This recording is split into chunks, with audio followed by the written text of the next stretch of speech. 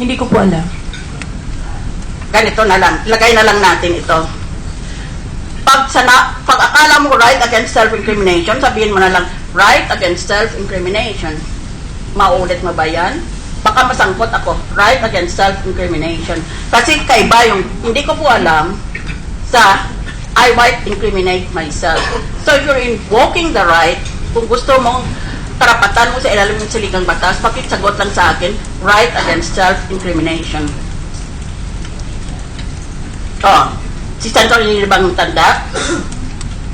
Ayun po. Incrimination. Right.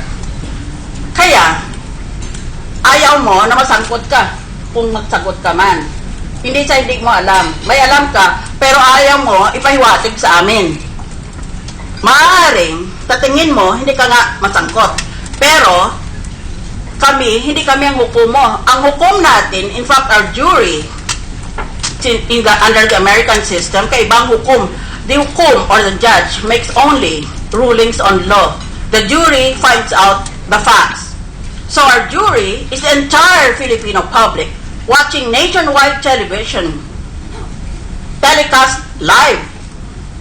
Kaya ano kayang isipin ng publiko pag ganyan ka ang sagot mo?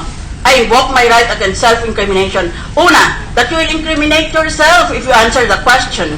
Parang inaamin mo, oo nga, alam ko. Kilala ko yung Enrile na yan. Ganon ang magiging kalalabasan ng pagtatanong mong yan eh. Anong pagsasagot mong yan eh. Inaamin mo na kakilala mo siya. Dahil hindi mo naman sinabing, hindi ko siya kakilala o hindi ko alam kung hindi, I invoke my right against self-incrimination. Kaya, tama lang na malaman ng publiko na may tinatago ka. In American jurisprudence, Mr. Chair, when the witness in a criminal proceeding invokes the right against self-incrimination, no consequence flows from it. The judge is not allowed to hold it against the witness or to hold it in favor of the witness. The judge is supposed to be neutral. But in our case, it is different because our right against self-incrimination applies to all manner of cases. So, we of course draw the natural conclusion. Pareho rin ng mga iniisip ngayon ng nanood sa atin sa TV. Bakit ayaw niyang sagutin? Bakit ayaw niyang malaman ang katotohanan? Kaya mag-ingat ka, ha? Huwag ka magsabi. Susumpa mo lang kanina. I promise I will tell the truth, the whole truth, and nothing but the truth. Kasi kung hatiin mong katotohanan, kung minsan, sinungaling ang labas. That's why the truth, the whole truth, and nothing but the truth.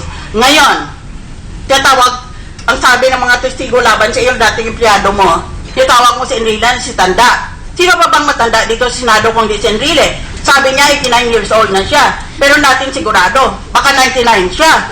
O baka 109 na siya. Dahil kung minsan nagdimensya na yata, lalo na tungkol sa akin.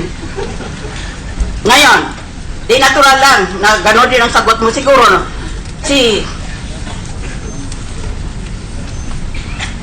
Is Senator Estrada, the sexy, right against self-incrimination? Hindi ko rin po alam, sir. Ha? Hindi ko po alam. Anong hindi mo alam? Alam mo eh.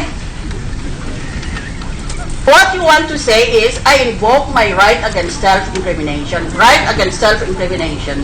Ganon lang sagutin mo. Self-incriminating. Ganon na lang. Self-incriminating.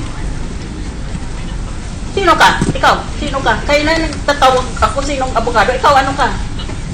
Who are you?